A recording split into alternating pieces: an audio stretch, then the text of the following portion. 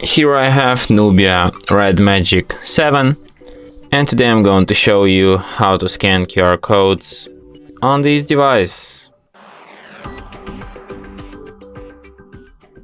So firstly you have to open Google app, which you have pre-installed on your device.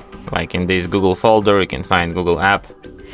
Here you have to tap on the camera icon, then tap open photo gallery, grant access to photos media, then grant access to camera, tap search with your camera. So now let's scan, for example, this QR code. So as you can see, as soon as it spots it, it instantly shows me the page which has been encoded to this QR code. So you can just tap on this search icon and like open website, copy link, or just share it with someone. So let's open website and see what's in here.